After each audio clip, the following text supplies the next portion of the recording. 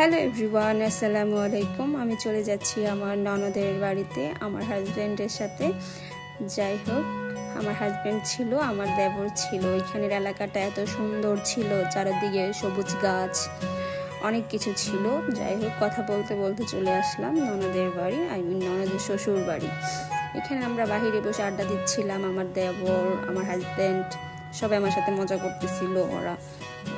তারপর এখানে হচ্ছে গিয়ে আমার ননদ বলতেছিল যে আমাকে না বলে কেন চলে আসলা। পরে আমাদের জন্য তাড়াহুড়ো করে নুডলস রান্না করলো।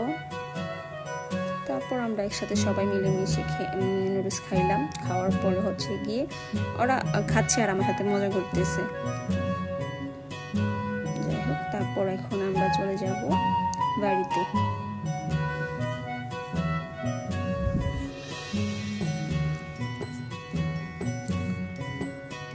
বাড়ির রাস্তাগুলো অনেক সুন্দর ছিল, আর ওইখানে ঘর বাড়ি অনেক সুন্দর সুন্দর ঘর ছিল, মাটির ঘর। যাই হোক, ওইখান থেকে চলে আসে। তারপরে এখন আমি চলে যাব মামার হচ্ছে গিয়ে খামার দেখার জন্য। ওইখানে হচ্ছে গিয়ে মামার অনেকগুলো খামার ছিল, গরু, হাঁস, মুরগি যা আছে সবগুলো খামার ছিল। পরে হচ্ছে আমি গরুর সাথে একটু কথা বলতেছিলাম, তারপর গরুকে আদর করে দিচ্ছি। ওইখানে আমার দেবর, ননদ সবাই ছিল।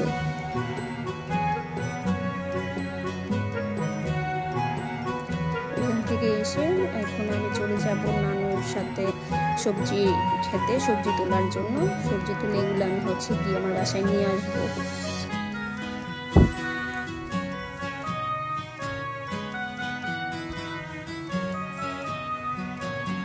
আমার বাসার জন্য অনেকগুলো সবজি নিয়ে আসি ওখান থেকে।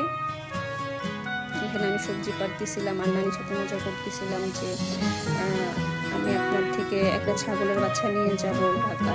নানি হাসতে চাই, বলতেছে যখন গ্রামে থাকবি তখন হচ্ছে এটা ছাগলের বাসা দিব। যাই হোক, সবজি তুলতেছে আর বলতেছে যে